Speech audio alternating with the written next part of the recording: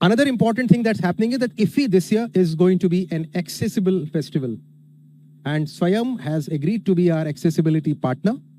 And we are ensuring that IFFI this time is completely inclusive for all the cinephiles with accessibility features like audio descriptions, sign language interpretations, and also all the venues are being made physically accessible.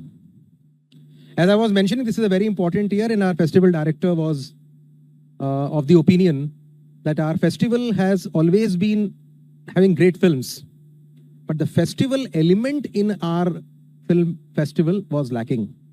And that's why he actually asked us to led us to create something called as IFFIesta, which is IFFI Fiesta, which is IFFI's festival and the what you can call it as a moment where all of us can celebrate after coming out of a very intense cine-going experience from an auditorium.